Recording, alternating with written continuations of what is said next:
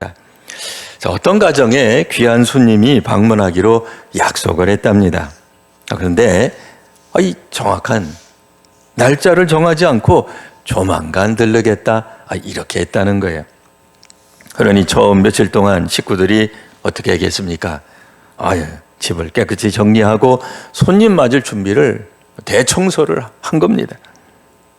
근데 일주일이 지났는데 안 오시는 거예요. 어떻게 됐겠습니까? 긴장이 풀리고 말았죠. 열흘, 보름 지나고 나니까 그냥 제자리로 돌아가고 말았습니다. 근데 그러던 어느 날 초인종이 갑자기 울린 거예요. 그 귀한 손님이 정말 온 겁니다. 그러나 그때는 이미 집은 어수선했고 마음의 준비도 되지 않았던 것입니다. 우리 일상에서도 그런 일들이 실제로 일어날 수 있습니다. 또한 우리도 자신도 모르게 신앙생활을 이렇게 할 때도 있습니다. 처음 믿을 때는, 은혜 받을 때는 준비하지만 시간이 지나고 나면 다시 예전의 익숙함 속으로 돌아갑니다. 하지만 오늘 성경은 분명히 말하고 있죠. 생각하지 않을 때에 인자가 오리라. 자, 오늘 본문은 우리 모두에게 어떻게 대림절을 보낼 것인가에 대한 말씀을 권면을 하고 있습니다. 오늘 우리 본문을 통해 세 가지 우리 한번 생각해 보려고 합니다. 먼저 왜 깨어 있어야 할까요? 재림의 시점은 오직 하나님의 주권에 달려있기 때문입니다. 본문 36절입니다. 그러나 그날과 그때는 아무도 모르나니 하늘의 천사들도 아들도 모르고 오직 아버지만 아시느니라. 예수님은 제자들을 가르치실 때 재림의 날짜는 사람이 알 수 없다고 단호하게 분명하게 말씀해 주셨습니다. 이는 단순히 정보 전달이 아니라 신앙적 그리고 신학적 선언인 것이죠. 즉 재림의 주권은 우리에게 있는 것이 아니라 오직 하나님께 있다는 말씀입니다. 어떤 유럽의 한 목회자가 있었습니다. 그는 시간을 정확히 지키기 위해 정확한 시간에 출발하는 기차를 자주 이용했다곤 하네요. 그래서 그는 아무리 바빠도 기차 출발 시간을 바꾸려고 시도하지는 않았어요. 이해되시죠? 기차 시간을 바꾸려고 시도하지는 않았어요. 왜요? 기차가 출발하는 시간은 내가 정하는 것이 아니라 열차 회사에서 정하는 거예요. 그러니 그가 할 일은 뭐예요? 시간에 맞춰서 정시에 출발하는 그 기차를 타는 거지, 내가 좀 늦었으니, 내가 좀 불편한 일이 생겼으니, 내가 오다가 넘어졌으니까 그 기차 5분 있다 출발하세요 하는 게 아니다, 그 얘기예요. 재림도 마찬가지입니다. 우리가 언제 오실까 논의하다가 이렇게 하면 주님의 재림이 더 빨리 오겠지? 이렇게 하면 하나님도 기뻐하시겠지? 라고 바꾸려는 것은 아무런 의미가 없습니다. 하나님의 스케줄에 우리를 맞추어야지 우리가 우리의 스케줄에 주님을 끌어오는 것이 아닙니다. 오늘 본문에도 잠깐 언급됐듯이 당시 사람들뿐 아니라 오늘날 사람들도 미래를 알고 싶어 합니다. AI가 예측을 하든, 저도 하지 않습니다만 주식시장 전망이든, 국제전세 분석이든, 얼마나, 세상에 보면 전문가들이 얼마나 많은지 몰라요. 정치하는 사람들은 앞으로 뭐가 어떻게 되고, 저렇게 될 것이고, 누가 미국의 대통령이 됐기 때문에 세계는 이렇게 될 것이고 저렇게 될 것이고, 러시아와 우크라이나 전쟁은 언제쯤 무슨 수를 쓰면 될 텐데, 이것도 모르는 세상의 지도자들이 참 답답하다는 것부터 시작해서 미래에 대해 너무나 사람들은 사실 이러쿵저러쿵 이야기도 하고 또 알고 싶어 하기도 합니다. 그러나 오늘 성경이 말씀하는 것은 그 시간, 미래를 알려고 통제하고 파악하려고 하지 말고 준비된 사람이 되라고 말씀하고 계십니다. 오늘 우리가 맞이한 이 대림절의 첫 번째 해야 할 메시지는 바로 겸손입니다. 우리는 하나님이 아닙니다. 그것을 인정하셔야 됩니다. 주님께서 하시는 일, 주님께서 하시는 때를 인정하는 것이 사실 대림절을 맞이하는 성도들 그리고 교회의 바른 자세라 할 것입니다. 두 번째로 우리가 생각해 볼 것은 그러면 우리는 무엇을 경계해야 될까요? 경계해야 될 것은 일상에 묻혀서 영적인 감각을 잃는 겁니다.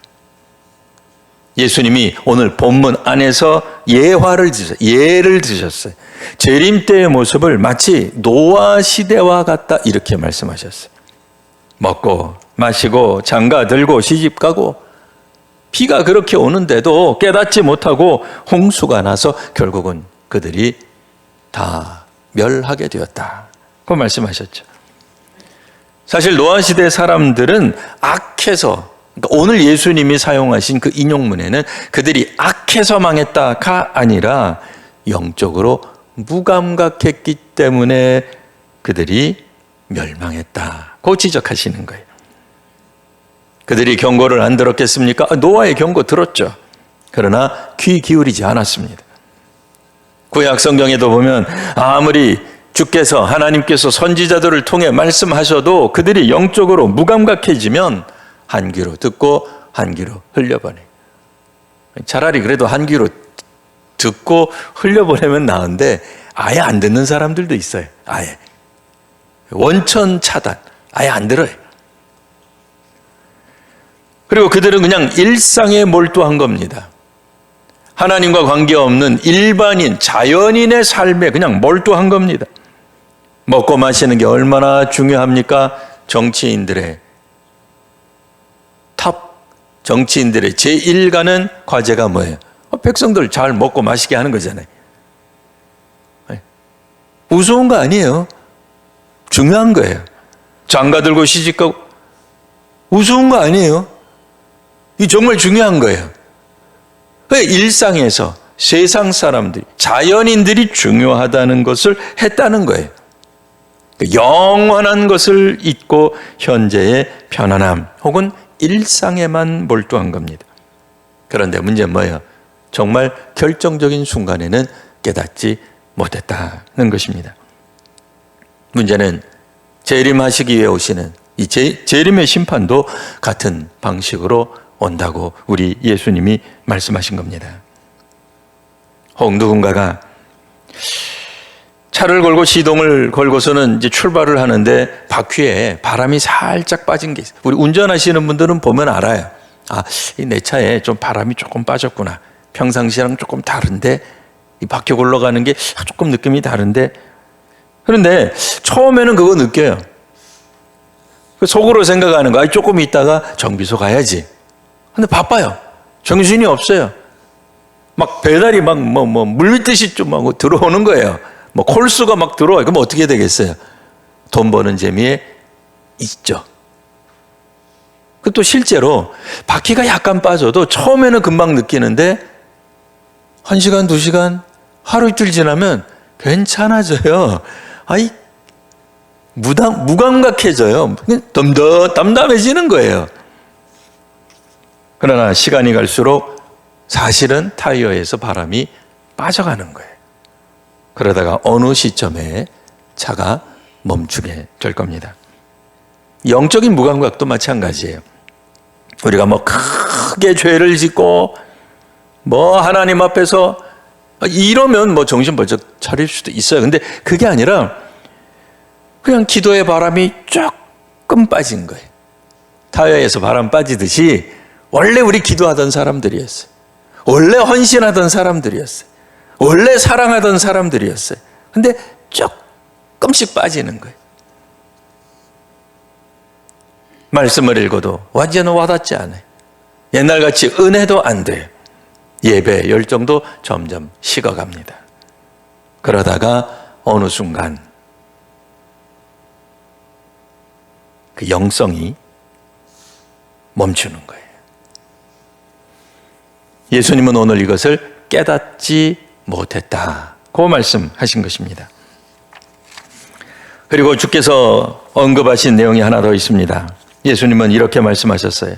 40절 41절 한 사람은 데려감을 당하고 한 사람은 버려둠을 당하리라. 미묘한 차이가 아니죠. 그냥 뭐 단순 비교, 동등 비교 아니죠. 사실은 영원한 생명과 영원한 심판의 갈림길입니다.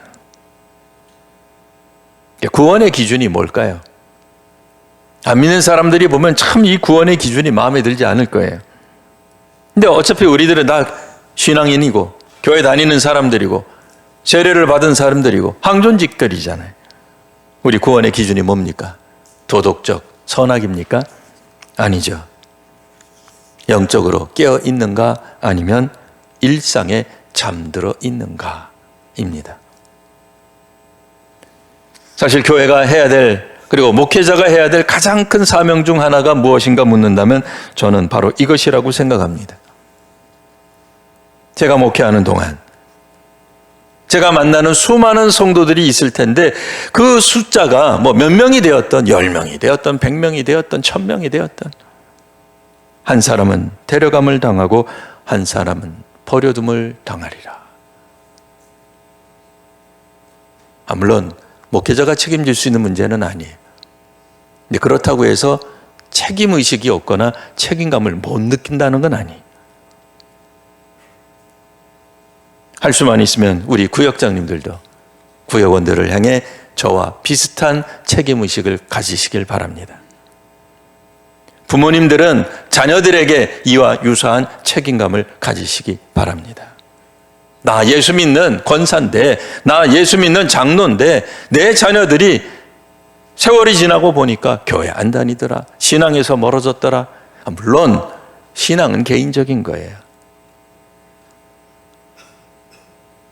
개인의 선택이죠. 그걸 어떻게 다른 사람이 무한 책임질 수 있겠어요? 하지만 예수께서 이 말씀을 하셨을 때 저는 오늘 다른 느낌으로 받아졌습니다. 한 사람은 데려감을 당하고 한 사람은 버려둠을 당하리라. 너무 엄청난 말씀이잖아요. 근데 사실 이게 우리의 영적 현실인 거예요. 누가 책임지고 안 하고를 떠나서 마지막 순간에 정말 우리 하나님 앞에 우리가 구원을 받는 것인가 아닌가 심각한 문제죠. 교회를 20년, 30년, 40년 항존직으로 20년, 30년, 40년 봉사했는데 마지막에 버려둠을 당한다면 무슨 소용이 있겠습니까? 그러니 한 사람이라도 빠짐없이 데려감을 당하도록 기도하고 돌보고 또 용서하고 또 받아주고 또 물러주고 하는 거죠. 권사님들, 제가 한 가지 질문할게요. 새신자가 왔어요, 우리 교회. 새신자하고 우리 평신도하고 이 세상에 붙어버렸네. 싸웠어. 누가 이길까요? 누가 이길 것 같아요? 예? 새신자, 맞습니다.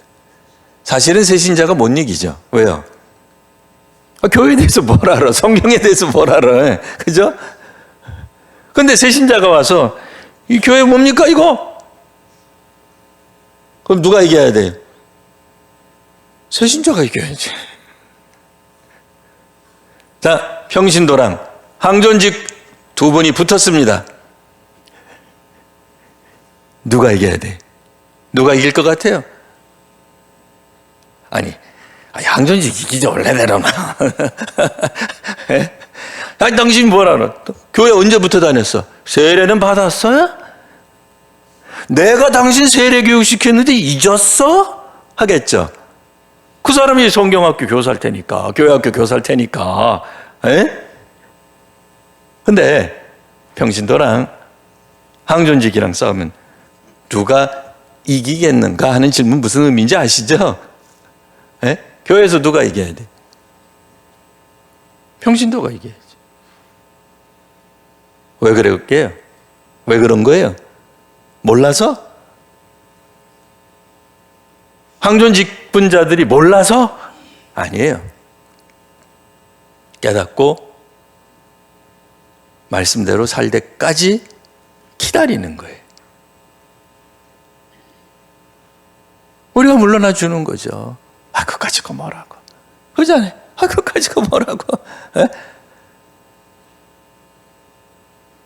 아니, 고춧가루 뭐 몇 건이 들어가도, 아, 그까짓 게 뭐라고. 에? 나는 여기에 무슨 젓갈로. 그까짓 게 뭐라고. 오늘 배우셨어요? 자, 배우셨어요? 나중에 딴 얘기 하시면 안 돼요. 교회 안에 갈등이 생기면 어떻게 한다? 나는 예수 잘 믿는 사람입니다 라고 생각하는 사람이 무조건 지시면 됩니다. 근데 왜 아멘이 안 나와요? 이기려고요? 나는 교회에 대해서 항존직이고 여러분보다 신학도 많이 했고 저 박사는 못 받은 박사과정까지 다 배웠거든요. 훨씬 많이 배웠으니까 나보다 성경에 대해서 교회에 대해서 아는 사람이 있으면 나와봐. 그러니까 내가 이길 거야. 하실 겁니까? 아니면 훨씬 더 내가 예수님 잘 믿고 잘 알고 알기 때문에 나는 질 겁니다. 자, 어디에 할 거예요? 자, 질 겁니다에 응답하시는 분 아멘 하시기 바랍니다. 네. 그래요. 그게 교회 다니는 맛이에요. 네? 자리 가지고 싸우고, 누가 회장했니, 많이, 이거 하라 그래요. 그거 뭐라고. 네? 그런 것 때문에 삐져가지고, 원망하고, 마음속에 그냥 응어리지고, 그러면 데려감을 못 당할 거 아니에요. 교회 와가지고 행복하고, 우리 얼마나 산다고, 그까짓 거 그냥, 아니, 평안하게, 네? 언제까지? 돌아올 때까지. 말씀 깨달을 때까지. 기다려야지 어떡해. 네? 이렇게도 가르치고 저렇게도 가르치고 해도 안 되면 끝까지 기다리는 거예요. 도덕적 선악의 문제가 아닙니다. 그분이 승질 부린다고 도덕적으로 선하고 살아야지. 그게 문제가 아니에요. 영적으로 깨어 있어야 돼요. 영적으로 깨어 있는 사람은 무엇을 우선순위로 두어야 되는지를 아는 거예요. 미묘하고 사소한 문제 가지고 끝까지 싸울 거냐, 자기 고집 안 버리고 투쟁하면서 살아갈 것인가, 아니면 그래 하시고 싶은 대로 하라 그래. 그게 그렇게 어려운 일이라고. 우리를 이 시대에 잠들게 하는 것들이 있습니다. 무엇입니까? 스마트폰, 영상 플랫폼, 소비주의, 성취와 경쟁. 교회 안에서도 성취와 경쟁으로 가면 뭐 하겠어요? 바쁜 일정, 영적 우선순위가 붕괴되는 거예요. 뭐가 문제예요? 뭘 먼저 해야 돼요? 예배가 우선이죠. 성도 여러분, 복잡한 일 있으면 집에 가스불 켜놓고 온 거 아니면 예배부터 드리세요. 집에 문을 안 잠그고 왔어. 그럼 그건 빨리 가세요. 예배 중이라도 생각나시면 빨리 가가지고 문 닫고 오세요. 그거 가지고 제가 뭐라고 안 할 테니까. 근데 그런 문제 아니면 예배부터 드리세요. 제발 딴 거 하지 마시고, 딴 생각 가지고 하지 마시고, 예배 먼저 드리세요. 그 모습을 보여야 자녀들이 배울 거 아니에요? 그 모습을 봐야 구역원들이 따를 거 아니에요? 그 모습을 봐야 안 믿는 사람들도 뭔지 몰라도 저 예수 믿는 사람들이 우선순위라는 게 있는구나를 알 거 아니겠어요? 그러니까 도무지 가족여행을 주일 껴서 가지 말라는 건 아닙니다. 살다 보면 주일여행, 주일에 가족여행 가실 수 있어요. 가세요. 그거 가지 말라는 거 아니잖아요. 제가 언제 그거 가지고 우리 성도님들 나무란 적 있습니까? 다만 심각하게 고려하고 가세요. 마음에 좀 짐을 지고 가세요. 괜찮다 생각하지 마세요. 괜찮지 않아요. 하나도 안 괜찮아요. 걱정 좀 하세요. 내가 지금 신앙생활을 어떻게 하는지 심각하게 보세요. 그리고 어쩔 수 없으니까 이번만은 가야지. 가세란 말이에요. 무덤덤하게 무감각해져 가지고 내가 지금 예배를 빠지고 있는 건지, 내가 기도 담당인데 기도를 안 하고 있는 건지, 내가 봉사 담당인데 봉사를 안 하고 그런 것도 모르면서 살아가면 안 되잖아요. 내가 뭘 하고 있는지를 알면서 해야죠. 사실은 우리를 무너뜨리는 건 뭡니까? 큰 죄가 아니에요. 작은 영적 무감각이 우리의 영혼을 무너뜨리는 것입니다. 자, 그러면 어떻게 준비해야 될까요? 우리 주님을. 자, 깨어있음과 충성된 일상으로 사실은 준비해야 됩니다. 우리 예수님께서 오늘 말씀하셨어요. 42절, 44절. 그러므로 깨어있으라. 너희도 준비하고 있어라. 예, 깨어있다라고 하는 마음은, 아유, 주님 언제 오시지? 예배 중에 오실까? 아이, 차라리 예배 중에 오시면 그냥 뭐 속 편하고 좋을 텐데. 왜? 예배 때는 딴 생각 안 하잖아요. 이때 오시면 그냥 구원받을 것 같은데. 하필이면은 예배 끝나고 이상한 생각 들어가지고, 뒷담하고 있는데 예수님 오시면 어떡하지? 막 불안하죠. 그죠? 불안하지 않으세요? 내가 막 뒷담하고 있는데, 다른 사람 막 흠 잡고 있는데, 그때 예수님 오시면 어떡하지? 그런 생각 없으세요? 있으셔야 돼요. 네? 불안한 마음으로 하늘만 바라보라는 그런 얘기가 아니죠. 주님께서 맡기신 사명을 일상에서 충성되게 잘 감당하시라는 말입니다. 영적으로 깨어있는다는 것은 뭐 화려한 행동, 뭐 신앙의 영웅적인 행동, 뭐 희생을 막 감수하는, 내가 온 세상에 우리 공동체, 우리 가정에 십자가를 지고 그런 삶을 살라는 게 아니에요. 그냥 맡은 자리를 잘 지키시기 바랍니다. 우리 중에 기도의 자리 맞도록 하나님께 부름 받으신 분들 계시죠? 기도의 자리에 그대로 계세요. 예배의 자리에 앉아 있으라고, 봉사하라고 주님께서 맡기신 사명이 있으시죠? 불가피할 때는 어쩔 수 없지만 예배의 자리 지키십시오. 사명의 자리, 사랑의 자리를 지키시기 바랍니다. 그러면 주께서 언제 오시든 걱정이 없죠. 그래서 마태복음 25장에서 재림을 준비한 자들의 특징에 대해 주께서 말씀하신 것, 열천의 비유 아니겠습니까? 미리 기름을 준비한 자가 신랑을 맞이하는 겁니다. 혹 더디게 오셔도 맞이할 수 있고, 제 시간에 오셔도 맞이할 수 있고, 그거 가지고 신랑 보고 뭐라 그러겠어요? 아이, 주님, 왜 내가 준비했을 때는 안 하고, 내가 한참 영적으로 파워풀할 때, 내가 이 산을 들어 저 산으로 옮기고 있을 때, 그때 좀 주님 오시지. 내가 영적으로 제일 밑바닥에 있을 때 왜 오셔가지고 나의 이 불편한 모습으로, 이 허접한 모습을 내가 보게 하십니까? 그럴 필요 있냐 말이에요. 맡긴 일을 충성스럽게 감당하시기를 바랍니다. 준비된 사람이 되는 거죠. 바로 그 사람이 깨어있는 사람인 것입니다. 예, 말씀을 마치겠습니다. 대림절 첫 번째 주일, 오늘 우리에게 주시는 본문의 메시지, 첫 번째, 왜 깨어 있어야 된다고요? 재림의 시점은 하나님의 절대 주권에 있기 때문입니다. 무엇을 경계해야 된다고요? 일상 속에 있는 무감각, 또 영적으로 이 무뎌진 것, 경계해야 합니다. 세 번째, 어떻게 준비해야 됩니까?